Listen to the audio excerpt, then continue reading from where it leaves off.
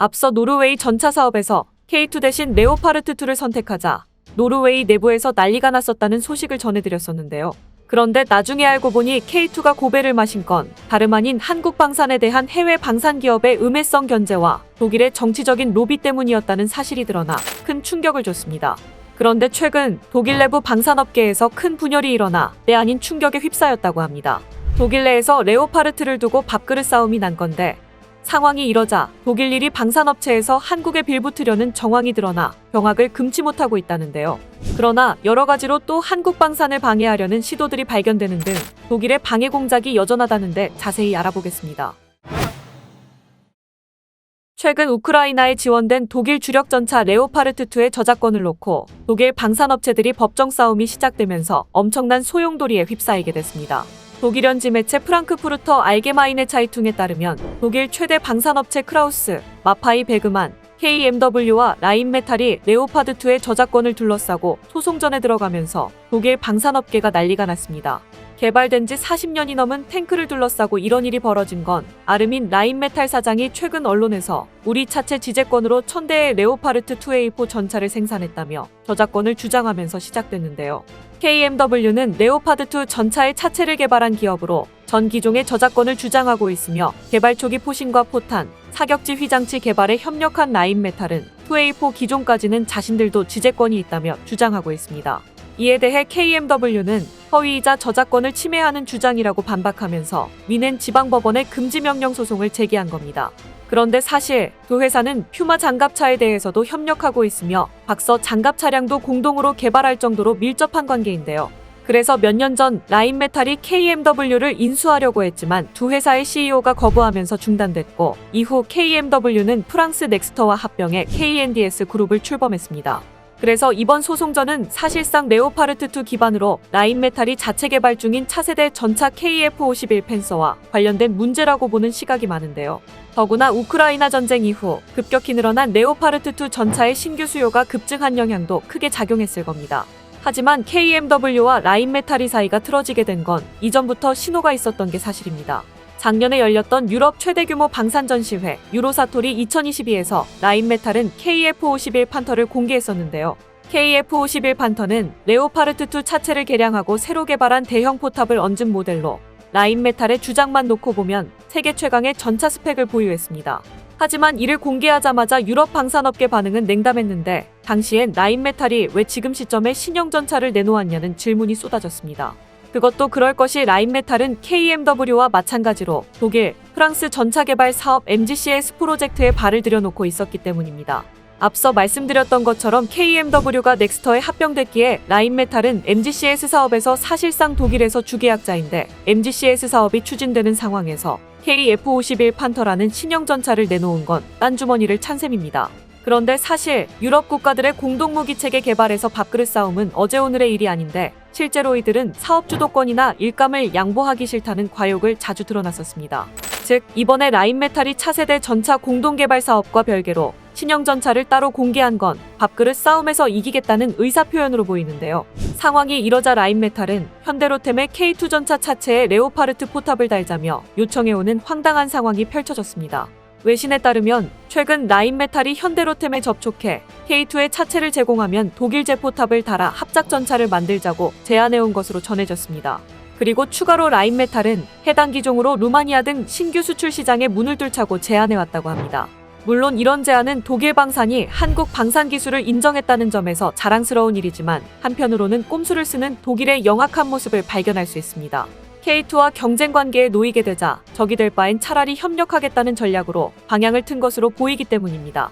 더군다나 라인메탈은 현재 KMW와 소송전에 휘말린 상태로 KMW는 넥스터와 합병하면서 포탑 제조 기술을 확보하기에 이릅니다.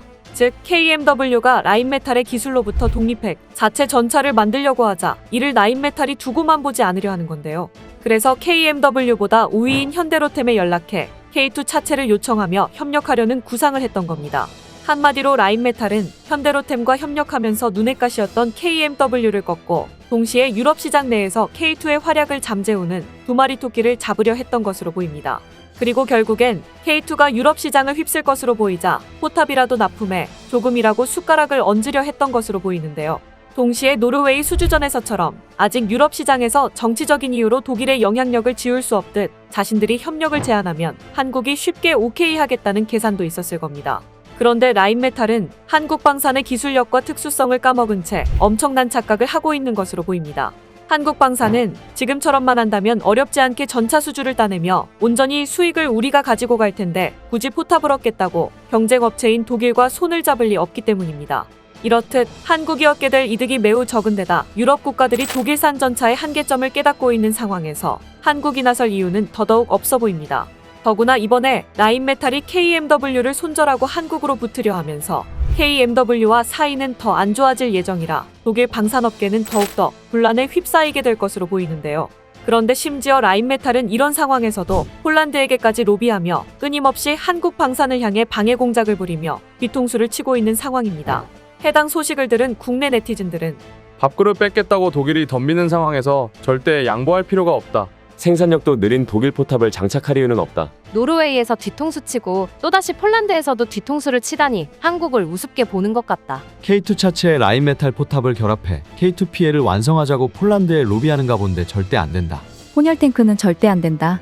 폴란드가 독일한테 하도당해서 방해 공작이 쉽진 않을 거다. 독일의 잔머리가 대단하다. 저런 민족이었다니. 웃기는 소리고 독일의 꿈일 뿐이다. 등 황당하고 화난다는 반응을 보였습니다.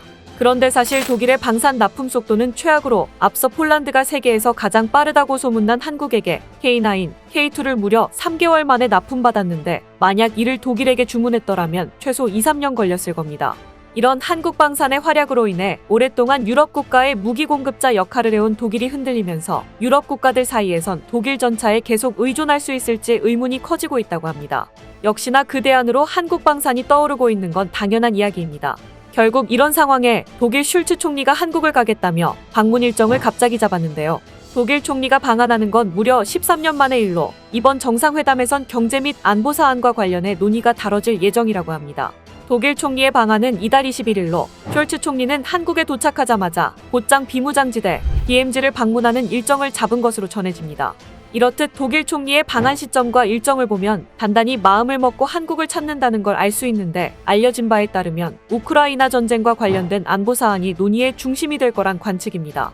특히나 올해는 한국과 독일이 수교한 지 140주년이 되는 해라 이를 계기로 독일이 K2 차체에 독일 포탑을 달아달라고 부탁하러 온 건지 아니면 유럽에서 영역을 넓히고 있는 한국을 견제하려 온 건지는 일단 시간이 지나봐야 알 수 있을 것 같습니다. 어찌됐든 독일 총리가 13년 만에 한국 방문에 나설 정도로 한국을 의식하고 견제하게 된 건 실제로 한국이 독일을 위협하고 있기 때문입니다.